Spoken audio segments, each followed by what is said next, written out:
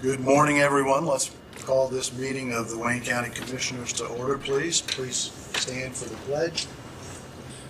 I pledge allegiance to the flag of the United States of America and to the republic for which it stands, one nation, under God, indivisible, with liberty and justice for all.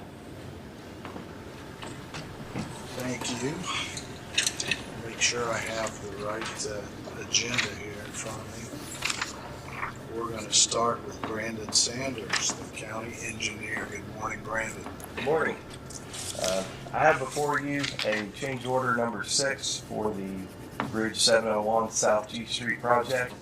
This is for the additional concrete patching and rebar repair that was warranted on the project back last year. We got the final numbers.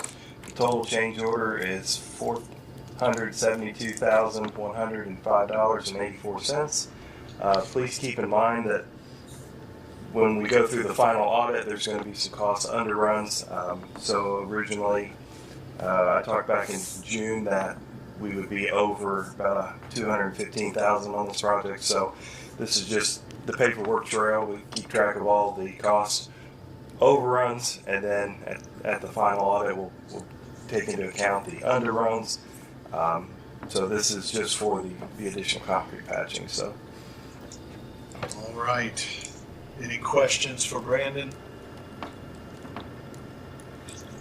And there's no money necessary right now. Correct. Yeah, no money needed right now. Calculated when the project is done. Correct. And when do you anticipate it being done? The last item that they're doing right now is installing the safety rail, which that's ongoing right now. So hopefully in the next month we'll be able to wrap this project up for good. Great. If there are no questions, is there a motion to approve change order number 6? I'll make a motion to approve that. Do we have a second? Second. All right, we have a motion and a second. Any further discussion? Hearing none, we will take a roll call vote. Mr. Roberts? Aye. Mr. Dwinger? Aye. Mr. Plaster votes aye. Motion carries unanimously. Sign for the county.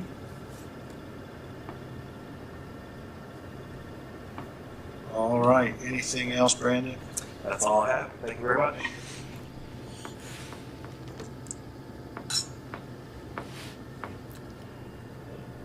Look how quickly you have first to last to second. A couple of lines to be here. Yeah.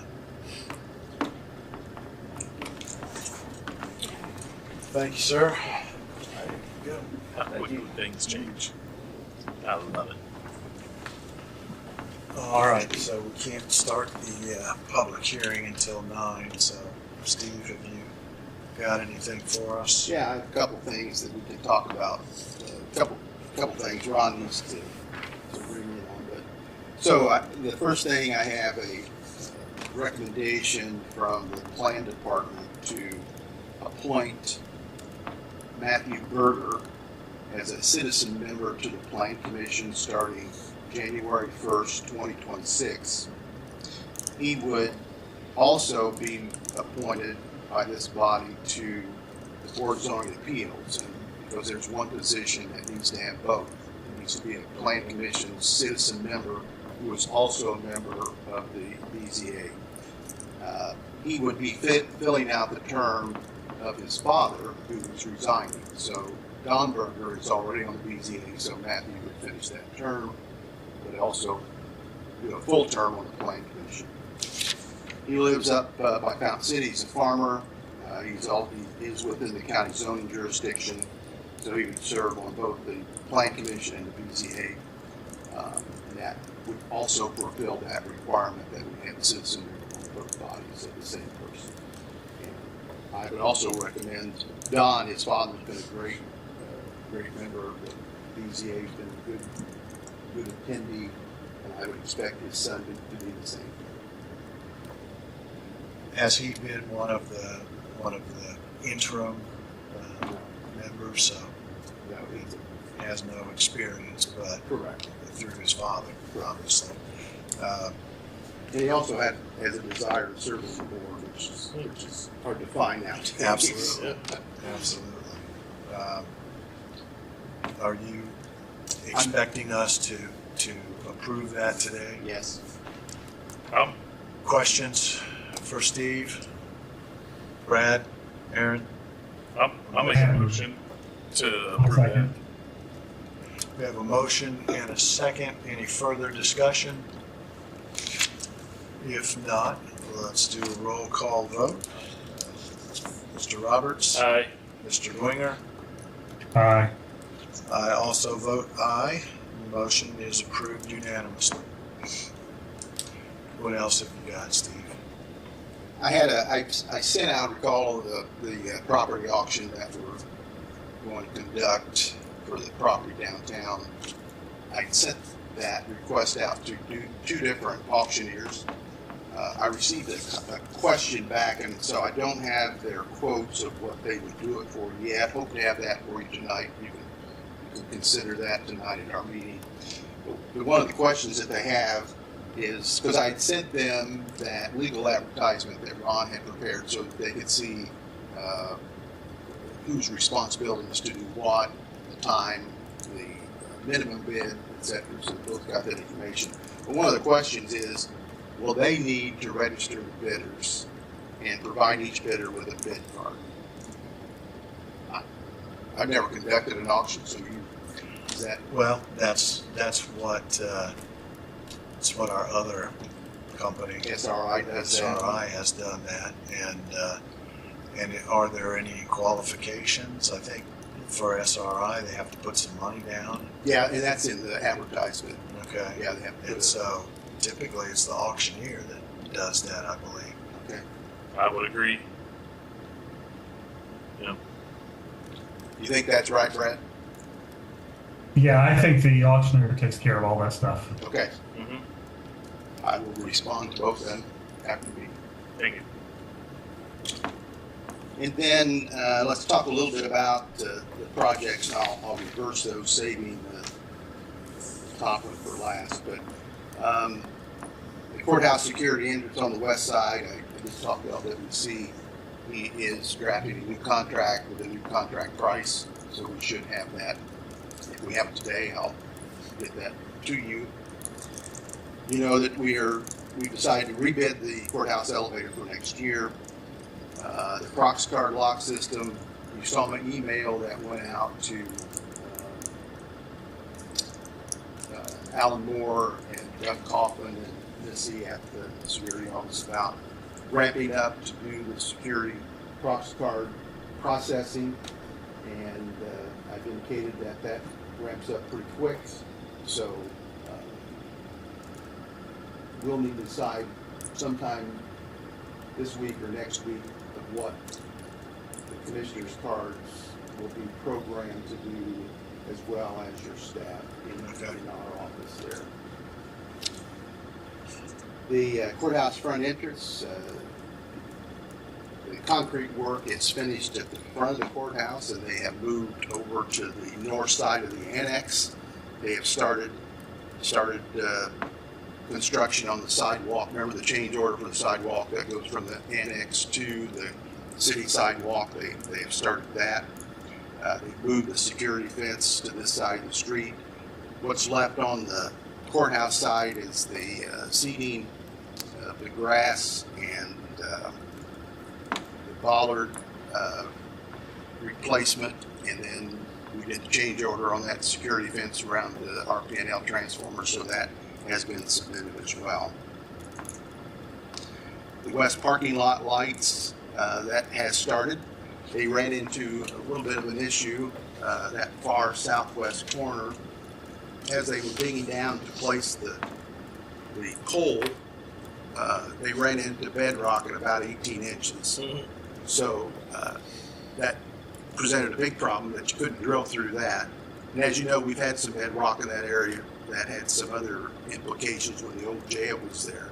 But anyway, the contractor has worked with RPNL, and RPNL is going to allow us to do a drop off their pole that's at that location to our pole that's on the south end of our parking lot. And so rather than the meter and the meter base and the panel being mounted on a pedestal, it'll be mounted on one of our poles that's already there. So they'll just do a service drop from there to that pole. Nothing on the other two projects. I did have some information I wanted to share on the generator project, but I think we'll wait till Ron gets here so we can talk that through. I did speak to Brandon yesterday about the fairgrounds parking, and if you'll recall, he told us the last time we talked to him about it that he was busy with permitting for broadband services being installed across the county, and yesterday he told me he's done with that, and it was actually going to start today on the drainage plans. He believes that we'll be able to start doing that work yet this fall. That the planning will go quickly. In the next week or so, he should have preliminary figures and start working with us on where we want things to go, and utilities, where they should be relocated, what trees might need to be taken out, that kind of thing. So the biggest issue that in terms of drainage is the sizing of the drain pipe that goes to the detention pond on the south west corner of the fairgrounds. So we'll be getting more information in the next week or two. So I forwarded you an email from tourism concerning the sales and marketing position at the fairgrounds. I guess I put this out there, how do you want me to proceed with this? A couple of the issues that were raised, I don't think are necessarily issues. The one concern that they wanted to refocus those that the person who's in it previously has created the website, created the Facebook presence, the Instagram presence, and so it's tourism's thought that the focus now shifts to sales as opposed to marketing. And they'd even suggested a title change of that position. Obviously, if that occurs, it would slow us down a little bit. And I don't think that we necessarily need that, because I think the current job description covers this. The title is Sales and Marketing Coordinator. And in that duties, it does say perform all sales and marketing strategy, makes contacts and markets to organizations that would probably book fairgrounds, venues, reaches out to local businesses, not-for-profit associations to market and solicit for conference and trade shows on a regional and national basis, develops goals and long-term plans addressing sales and marketing strategy, and it also has a working knowledge of sales and marketing development tools. I'm not sure we need to stop the process to change our job description, a job employment description other than what we have here. Brad, you've been closer to this. You serve on that committee. What's your thought? I'm in agreement with Steve on this. I don't think we want to hold this up with changing a job title, because what's been happening is working, right? So Yeah. we can tweak her responsibilities or his responsibilities as needed, but I don't want to slow down the process. And if you remember, our original plan as this developed was to market and improve what we already had there. And now that, and I would agree that we have done a lot of improvements, and the emphasis would be shifting to more sales contacts, direct sure. contacts. But as Brad said, I think that's something we just simply direct. And just from what you read, it sounds like those bases are covered in the current job description. So, I mean, Brad, Well, if I could interrupt, how was Haley's interaction with the Tourism Bureau prior to this? Because I think we could just have this person increase reporting or working directly with the Tourism Bureau in the future. yeah, and she did. And it also, in the job description, has that maintains a working relationship between Purdue Extension, the county fair organizations, and works closely with the Tourism Bureau. And that's already in and I think maybe if nothing else, it would be more of us emphasizing that shift rather than a change in the job description. Was it when we first started down this path of a sales and marketing position? Didn't we have conversation with tourism about whether the position should be part of tourism or a county employee? And what was the outcome of those conversations? You're right. When we first started talking about this position before it was ever formulated and advertised, we, the county, I think, felt like that it was a better fit with tourism. At that time, they didn't want to have anything to do with it. They didn't want to have that as their employees. And so that's how it became one of ours. And I think they didn't feel like it should be their employee. They've always been cooperative in absolutely working with us on it. But it sounds like now they want that person as the employee there, based on that email that we got. Has anybody reached out to Mary? No, I wanted to get your input I first. think we ought to talk to her and see, what has anything changed? Are we all in agreement that we should go ahead and hire a person? And at the very least, they have resources that a county employee would need to tap into, keep in touch with them, share information, share marketing materials. I would think that anytime we're marketing the fairgrounds, we want to market the whole county as part of that process. And tourism would be integral to that, working together as closely as possible, whatever form that takes. Brad, would you be available sometime next week to have a meeting such as that? Hang on, let me look at my calendar.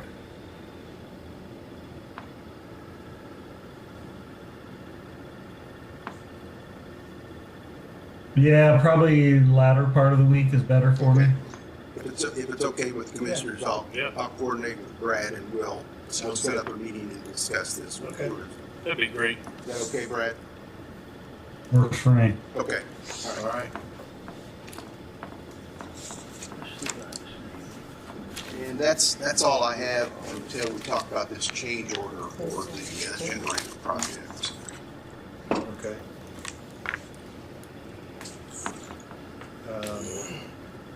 Let's go to, let's take care of a couple of these issues. There's a hotel rate increase. Yep.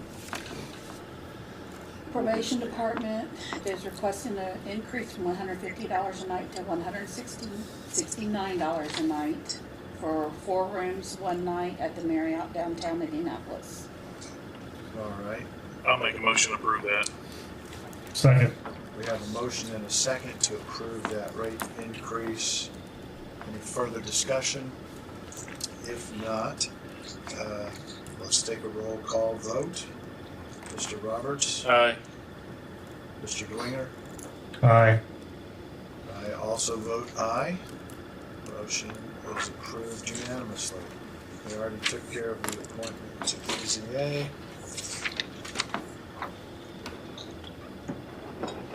Here comes Attorney Cross.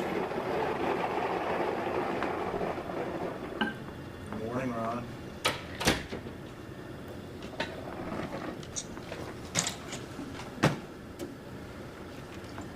Okay.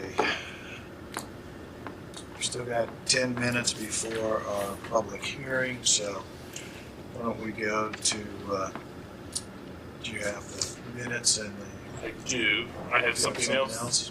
Go If ahead. that's okay. That would be So- perfectly fine. Talking about the elevator project, so I had an opportunity to meet with the judges Okay. this week, and their biggest thing from that meeting is when we put out the bid, to have good communication between them, kind of find out from the contractors or the engineer, you know, if there are times when there's going to be noisier work or different things like that, that they're willing to work with us and help us out. They're definitely going to give us the dates on their conferences, like today through the rest of this week, their conference, you know, so they'll give us those dates. So there are some opportunities where we can get that accomplished during the day.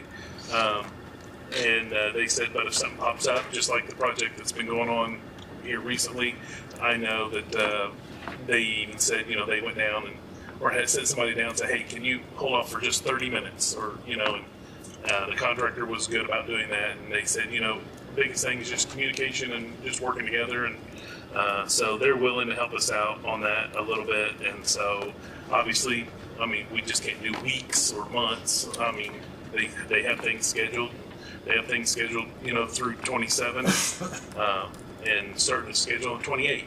So it just, but if they know well ahead of time of maybe there's a certain time, unless there's a trial scheduled, that, you know, they'd be willing to help us out and readjust their schedule a little bit too. So just keep that in mind moving forward with the elevator project. So, Okay. I can't really think of anything with this project that won't be loud. right. Yeah, And that's the problem. You know, I mean, majority of it is going to be noise. Yeah. So, but along with that, so they brought up to me, there's a thing happening statewide at their conference. They're going to be receiving some books, some children's books, and so it's called Little Free Courthouse Library Project. And what it is it's a bookshelf with children's books, coloring books, crayons, and for children that are in the courthouse, visiting the courthouse for whatever reason, whether they're there for a hearing with their parents or whatever. And this is a statewide project that is being started and implemented. And they're going to be given books at this conference to bring back. But they said they wanted our blessing on setting this up, and what they thought about is if there were some half bookshelves and a location that could be set up on, they initially said either on the second or third floor, but, you know, the more we discussed, you know, you got child support, you have small claims on the first floor, which a lot of children sometimes are involved in those cases. Then you got the second floor with Superior 3. They deal with all the juvenile cases. You got small claims, or you have the clerk's office and those offices on the second floor. And then the third floor, you know, they have family court up there, so they have children up there. So talked about maybe trying to get something on all three floors. But they said it's totally, you know, wanted to shoot that by us and see what we thought about that, and see if we would be in agreement to doing something like that. They do have a bookshelf from one of the past judges who has just recently left, who was left behind, and he said, you know, you can use that one. It's a full bookcase. They were talking about half bookcases because it's a little smaller for children, right, and they can reach it, and two, they don't want the issue of possibly tipping over, right? So lessen that issue. But that's something that they would like to move forward with if we're okay with. They would just, obviously, we want to get with us on the location where that would be, and then that types of things. And then they said they would be receiving donations throughout the project too, so it's not going to cost the county anything. It's just space. So, and other than keeping it straight and cleaning up after, I'm sure there'll be some of that. So on from maintenance staff, I'm sure. Yes. I'm fine with the concept if we can work through the details Right. of where and what exactly, and Yep. how do we keep it, you know, somewhat clean. Right. I agree. The anticipated start time. Nope. Okay. Just it's just out there and just kind of starting the conversation. So, We'll work through it. Thank you. yep, thank you. All right, it is 4 minutes until 9. Laura, do you want to give us an introduction, refresher on this vacation hearing before we actually open up the public hearing?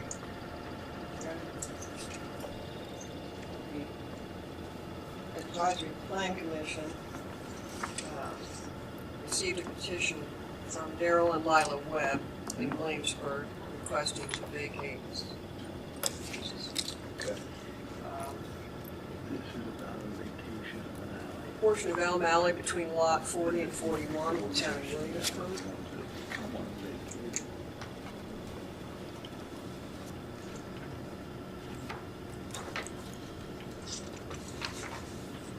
It's a legally platted alley, but it is not maintained by County Highway Department, and they felt it was in their best interest to have it vacated.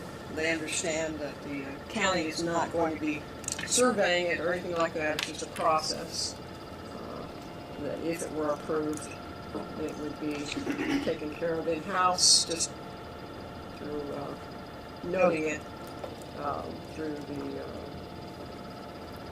actually it's added for taxes. So it's a 10-foot wide by 165-foot long portion of the alley. That would be, if approved, vacated. It's between Lot 40, which is 8200 North Central Road, and Lot 41, which is 8190 North Central Road in the town of Williamsburg. Are they under different ownerships? Pardon me? Are those parcels owned by different people? Different people. Kimberly Moore owns the other parcel. They were both notified. You can tell the Webbs are here with us today. So the recommendation, as you know, was a positive recommendation by the Advisory Plan Commission to have this vacated. And there are no utility easements on this section that we're aware of? There may be, but this vacation, if vacated, would not vacate any utility easement. Okay. The proposed ordinance says that the vacation said public way shall not vacate any recorded easement, any known or unknown easement, or any prescriptive utility easement within said vacated platted public way. And half the width of the vacated platted public way will be joined to each abutting lot or property. And the Government Exhibit A is a copy of the original plat of town of Williamsburg, which highlights the section of Elm Alley that would be vacated if approved. Okay.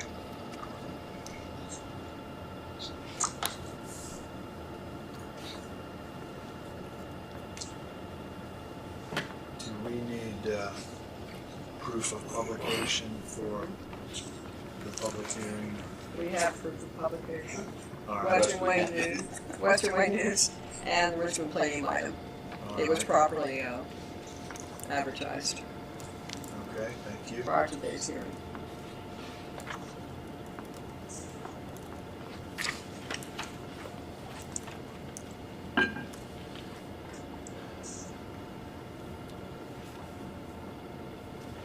Well, let's call the public meeting to order. Laura, can you walk us through the findings that we would be making in order to adopt this ordinance for vacation?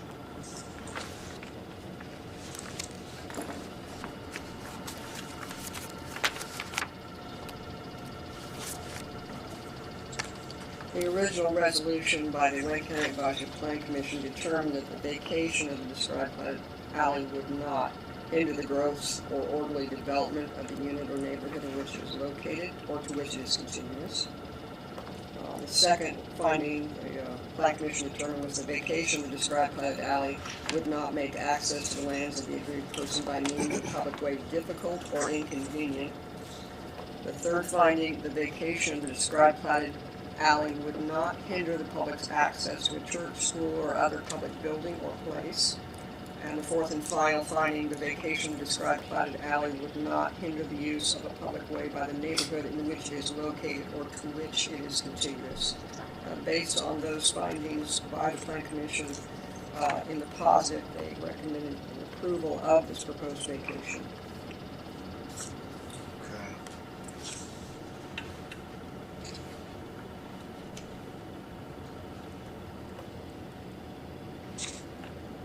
Aaron, any questions? Brad? I have none. All right. And is there anyone here wishing to speak in favor of the adoption of this ordinance? Folks, do you want to speak in favor?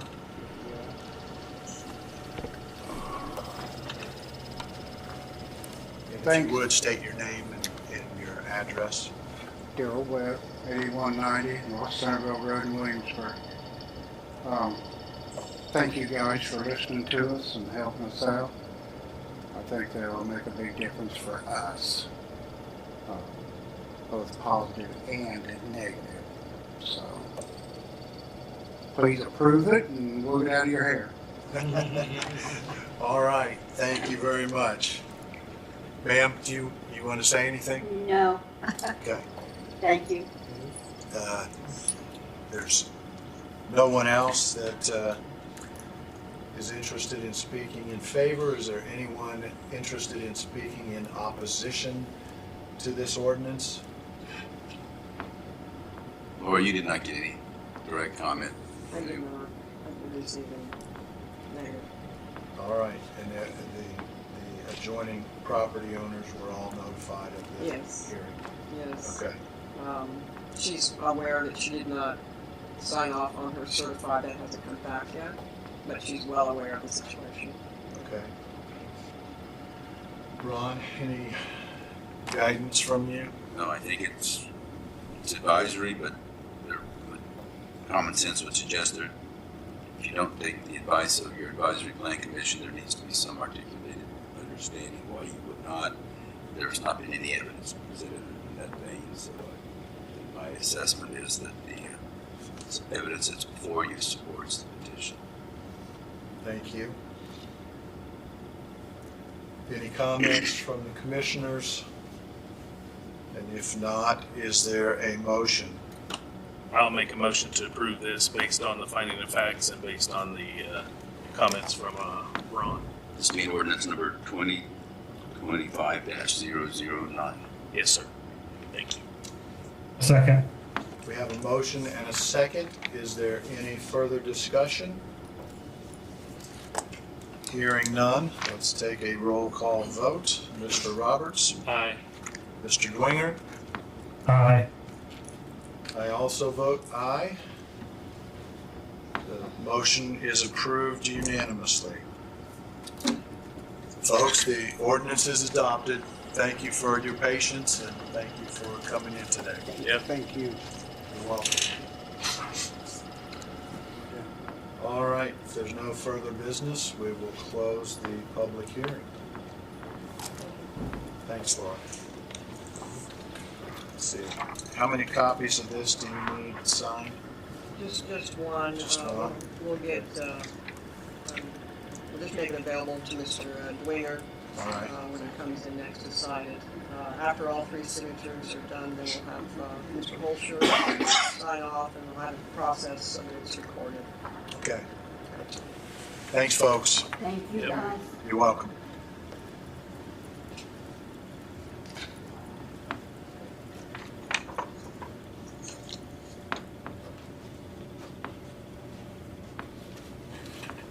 There you go, Aaron. All right. Mr. Cross. Apologize for being late, but I'm trying to get together some information.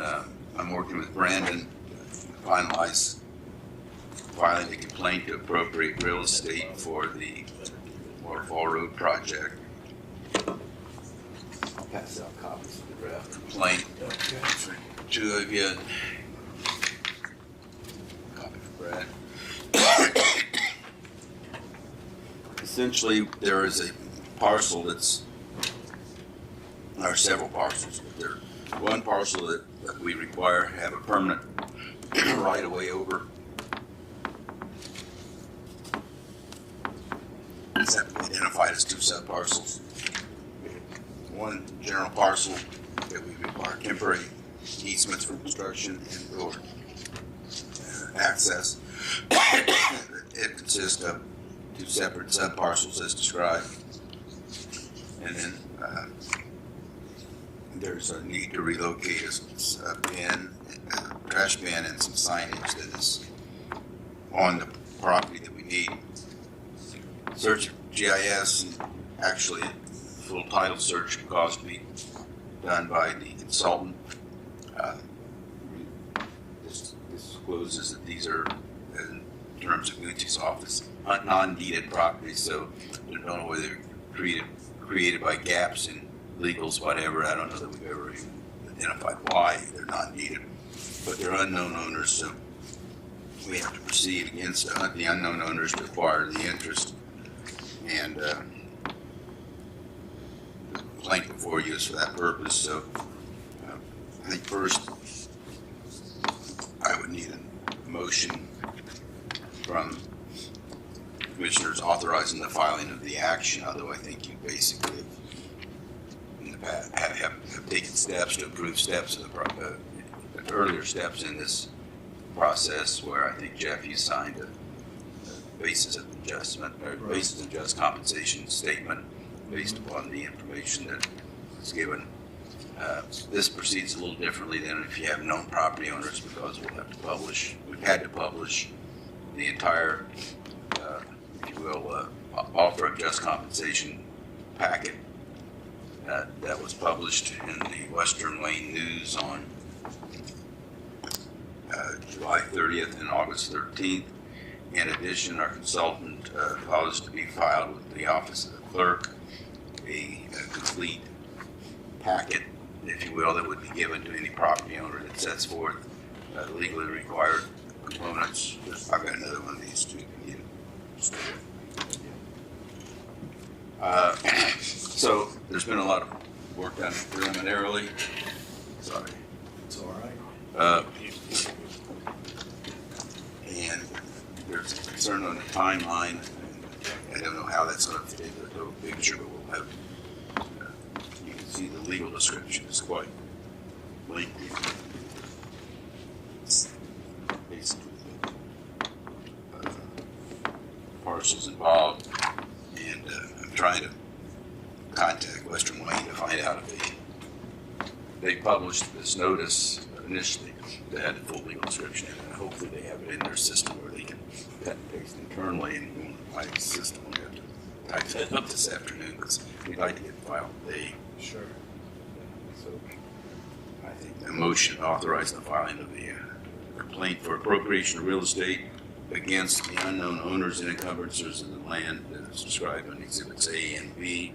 Exhibit A being the permanent taking, Exhibit B being the temporary taking. The temporary taking is for construction purposes, access, and upon completion of the project will revert to the unknown owners. So, Okay. Do we have a motion to that effect? I'll make a motion to the filing of the motion. Authorizing. Authorizing. Filing of the complaint. Yes. All right. Second. We have a motion and a second. Any further discussion? Hearing none, we'll take a roll call vote.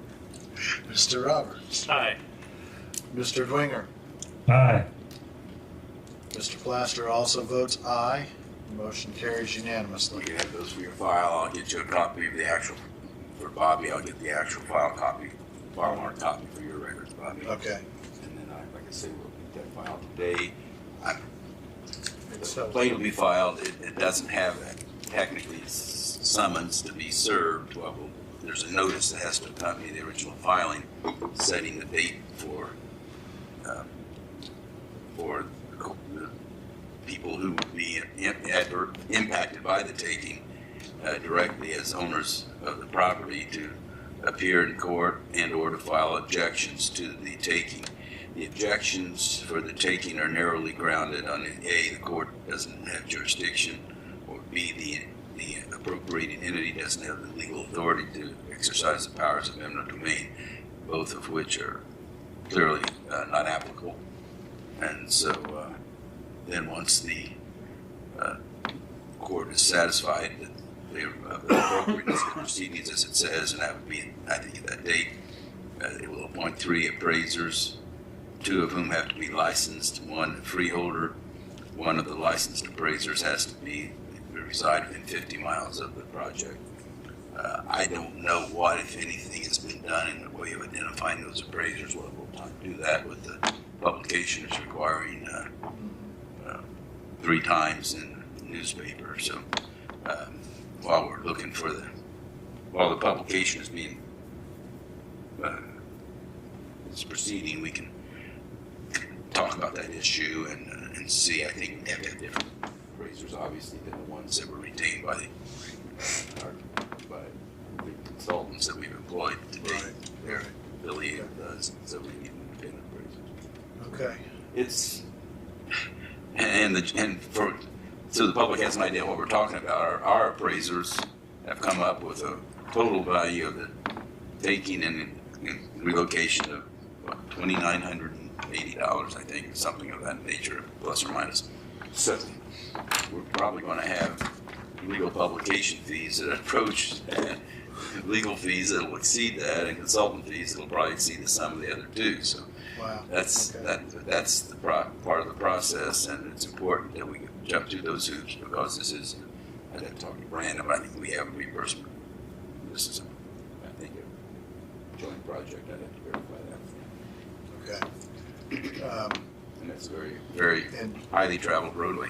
Mm-hmm. will this hold up potentially the construction? I mean, I think we're on a tight timeline. I think they've got it.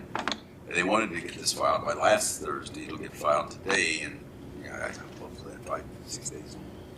Okay. It won't impact it. I think we'll just have to wait and see. I'm not. I guess I should say I don't know, because I'm not part of those discussions. Okay. Anything else on that subject? I don't think so. What else have you got for us, Ron? Just a couple of matters I'll get to that are basically more probably for executive session, and I'll deal with get you information on Okay. possible policies as they relate to benefits, and also I got your email this morning, which I do think is an appropriate question for executive session. Okay. So we'll deal with those. Good. We'll sort out when we want to call that. Any other questions for Ron? No. Okay. We have a 9:30 bid opening. Steve, have you got some more? Okay. So, back to the projects. On the generator project, we met with the contractor on this issue, and he presented his case as to why he did not think that he was liable for the damage that we sustained during the installation of this. Is this the generator matter? Pardon me? Is this the generator matter? Okay. Yes. He did not contest any of the dollar amounts on that. His position was that he's not responsible. His position is that during the pre-bid and pre-construction meeting that he was given the go-ahead to use that generator as during the installation process, that temporary generator. DLZ representatives was here. They pulled up the meeting minutes and the agenda from those meetings. It did not reflect anything of that sort that was even talked about. The agenda and the minutes didn't. Correct. Correct. And had it been allowed, there would have been an addendum to the bid specs made, which the contractor would have gotten. Obviously, he doesn't have that because none was ever generated. The second position that he took was that he was going on the assumption that he had that approval to use that backup generator, and anything that happened that caused the damage was beyond his control. It was our fault. It was pointed out to him that if he was to use that generator, he should have did a change order to the installation sequence. He never did that. So anything subsequent to that process is a moot issue because he didn't do the change order to start with.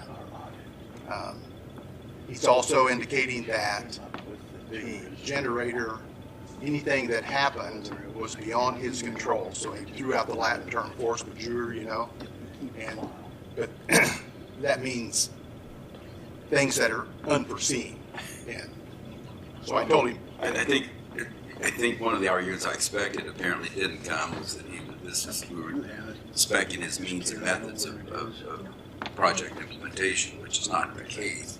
not It at all. was basically a situation where we required throughout the process that there be backup power. Absolutely. And identified the sources, and if we wanted a different source, as you said, the burden would have been on him to come Well, forward with a and change. the source that was identified by the specifications was our existing backup generator, which we've used for, I think one of the things that, I think he was surprised by a couple of things. I don't think that his employees provided him with accurate information, so he was working off of that. Because one of the things that I mentioned was that some of the damage that we sustained occurred prior to that Friday night storm incident. It happened because the generator that was provided was undersized and provided with us with low voltage. That seemed to surprise him when I said that. But be that as it may, it was DLZ's position that he didn't do the change order to start with. There was not an addendum, so anything subsequent to that is a moot issue. So DLZ is recommending that we do a change order. But he won't sign the change order. I understand, for a deduct, but they want to offer it. And then before we issue the final pay app, remember on the punch list, he's got 3 items he's got to fix. We've got to resolve the wire lug issue, the warranty, and manuals need to be provided and reviewed by DLZ prior to getting those. And DLZ has not received those. The contractor maintained that he had sent them, but DLZ didn't have them, so he would send them again. And then the fuel gauge on the generator itself needs to work accurately. So there won't be that final payment, but then before we would release the final retainage payment, he would also need to execute a consent of surety for final payment, which I have that document in front of me, which says that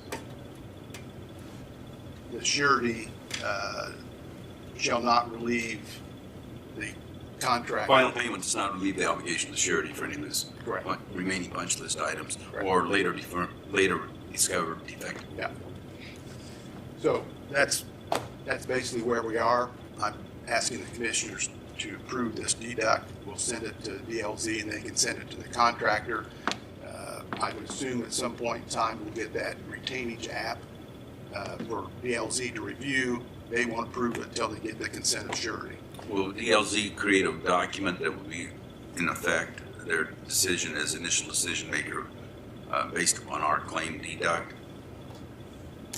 That wasn't talked about, but I can ask. I think what implicit in this would be that, but I think there ought to be a standalone document of some sort. It needn't be terribly lengthy, and it can be very bullet point, very simple as you summarize.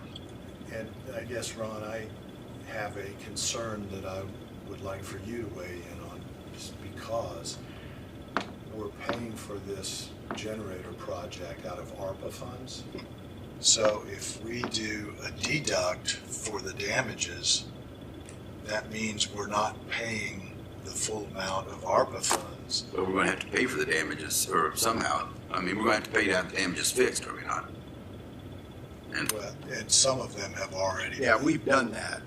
repaired, what have you. So I I'm concerned that if we simply pay him less, we have ARPA funds that go unused, as opposed to us paying the full amount for work completed, and he reimburses us for the that would cost not of make the sense, damages. but because he's probably not going to reimburse us, so we're going to have to go to dispute resolution, which the first step is mediation. I mean, all of which is going to cost more than the amount in controversy. So if he doesn't pay us, and we pay from alternate sources because of a breach of the contract. I can't believe ARPA is going to have a callback on that. But we don't know. ARPA's making up the rules as they go. So I don't know what more we can do.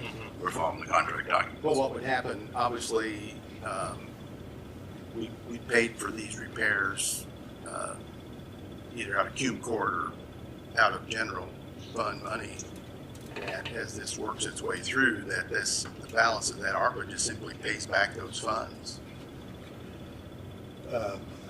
We can do all we can to check and see whether that's going to be allowable, but I mean, it would not No, make for sense that certain. ARPA wants you to be under contract by such and such a date, and a breach of that contract arises in the course of contract performance, which is subsequent. Sure. I mean, again, it's government, so I don't necessarily have to mean it has to make sense, but I think that's the best we can do at this point. okay. I just want to make sure. Yeah, I definitely do not want to pay him the full amount. Right. Well, no, I don't think anybody's Yeah. arguing that. The question is there anything we can do with ARPA that's going to avoid any type of claim clawback? And Right. I don't know who has the answer to that question, and if you Uh, probably ask, they're going Someone to give you a as big yet unborn. collective Okay. So- We'll find out what we can, and we'll, as we move forward with this. So I'm asking, or I'm recommending that you approve the change order for the amount of $16,871.50.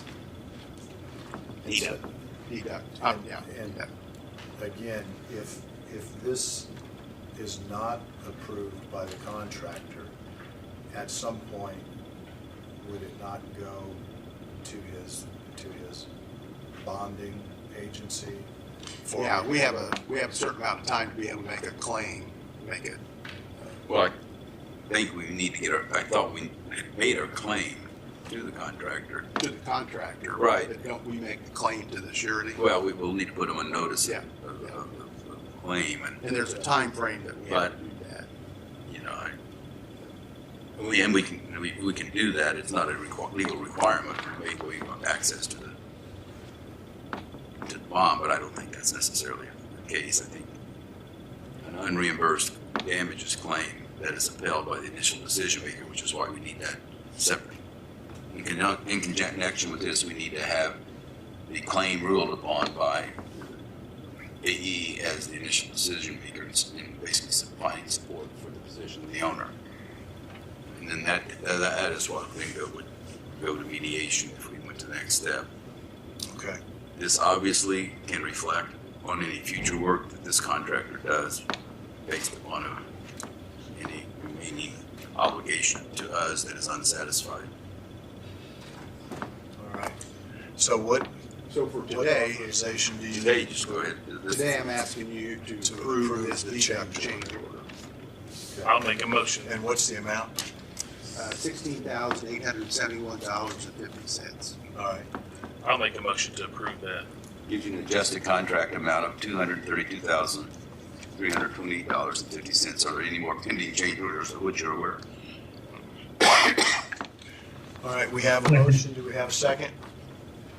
Yes. We have a motion and a second. Any further discussion? If not, through a roll call vote, Mr. Roberts, Aye. Mr. Dwinger, Aye. Mr. Blaster votes aye. It's passed unanimously. What else? That's all you have? That's all you have. Okay. We've got 5 minutes before the bid opening, so let's do claims and minutes. I'd like to make a motion to approve the meeting minutes for the commissioners on September 10th, 2025. Second. We have a motion and a second to approve the minutes. Any further discussion?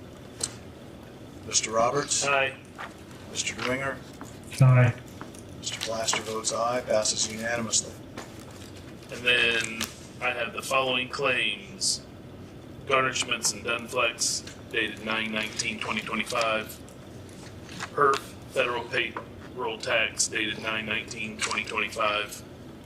Payroll dated 9/19/2025. MasterCard dated 9/16/2025. Centerpoint Energy, dated 9/12/2025.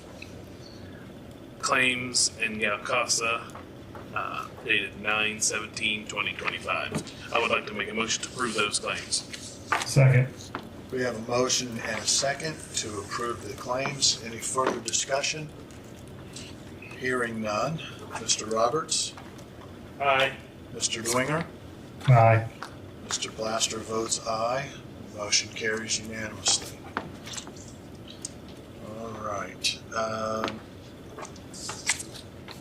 Bobby, have you got anything else? Sure.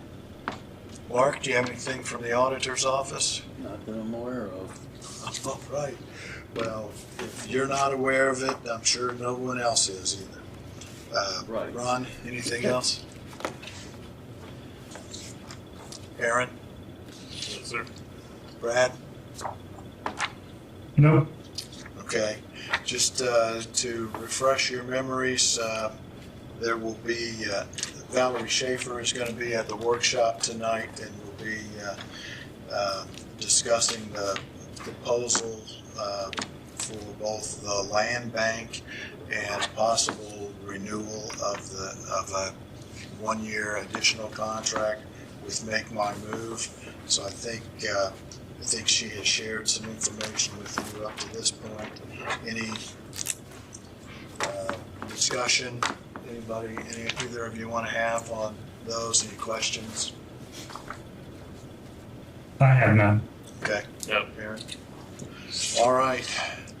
Well, rather than me doing a song and dance, I think we'll just wait out the time here. But let's ask Tim Smith to come up to the table and give us a brief overview of the bid process, where we're at until we can officially open the bids at 9:30. Yeah, I recall going back to my first term, or when I was caucused in. I was not even aware this was something that had to be done. So I know that we're currently under contract with the Nexus Group. They've been doing work here at some capacity for well over 20 years. This is my 20th year, so I know they've always been around. But they had not done a full for this 4-year cyclical reassessment that the state is now mandating. It had not been bid, so I know we did this bid 4 years ago. I think we had maybe, I think it was 3 different individuals that turned in bids, but it is, I have a sheet here, and I think I gave it to you on the code that we had. If we Right. go along with the services of a professional appraiser or a group, you have to send out bids. So Isn't there a list? Aren't the bidders who can respond vetted but at the state level? yes. So it's kind of like a procurement under state approved authority. Right. But you still got to go through the bidding process. So there's a list of people that are able to bid. Yeah, in fact, I believe the Department of Local Government Finance has to give them a cover letters. The term that's coming to mind, I'm not sure it's called a cover letter, but that approves them that they are, that they're able to send these bids to the various counties. So, so some of my constituents on some email threads that are, the ones that hire vendors, and I believe there's only maybe 8 or 9 counties that are not hiring vendors. It's just the nature of how assessing is gone. That vendors are involved in one way or another, whether it be all of the duties, part of the duties. So they're all going through the same process this year. Most have already done it. Some are waiting till the very last to take care of these bids. So that's it. I placed the bid in Western Wayne News and the Palladium item on the 3rd of September. So give a full 2 weeks for notice. So That's where we're at. All right, it's 9:30. Do we have any bids? I have one. We have one Let me just hand it on over, Ron. bid. That would be fine. That is Fine shocking. with me. Do we require any bid security with that? What's that? Do we require any bid security in the specs? It's like bond. I'm not sure. I don't recall. I apologize for not knowing. I'm not sure. You want the letter over here? I'm sorry. Be careful with that. I know. Sharp. What about throwing it in the ceiling? I'm not trusted with sharp rock.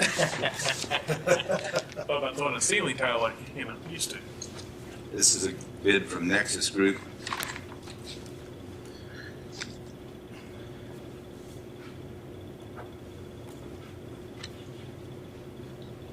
Coming by its letter of transmittal, which is probably, I think, what you're talking about. Yeah. Federal letter.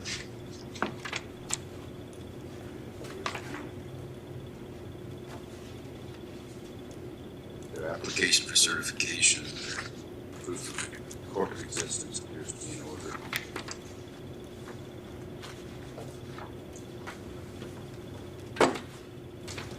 So this contract would start January 1 of 2026. Yeah, it's the beginning of the new 4-year cycle. That's the start of the, this will be the first of the First 4-year next cycle. year, yeah. Do you have to bid it every Every 4 years? 4 years. Every 4 years, okay. So it would be in order for us to take the bid under advisement. There's no rush to approve it. I think we can take a look and make sure that council's aware of the cost, and that's built into the budget for next year. So is there a motion to take the bid under advisement? I'll make a motion to take the bid under advisement. Second. We have a motion and a second to take this bid under advisement. Any further discussion?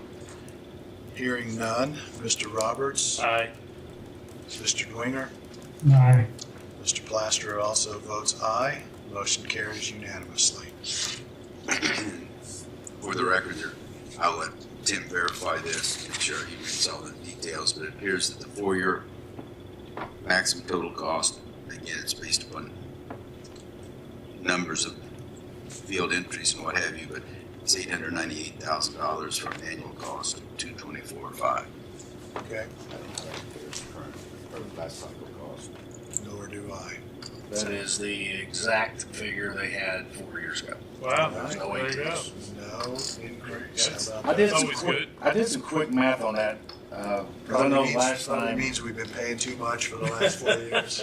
Well, I guess if you start figuring the manpower and what it takes to hire people and train them to do the same things, I don't know. I believe it's probably a savings in the long run. It ends up being about, if I did my math correct, about $6.30 a parcel. That's about what it ends up being. So, All right. Alan, Thank you, sir. thank you. Yep. Is there anything else to come before the commissioners before we adjourn? If so, speak now or forever hold your peace. If there's not, we're adjourned.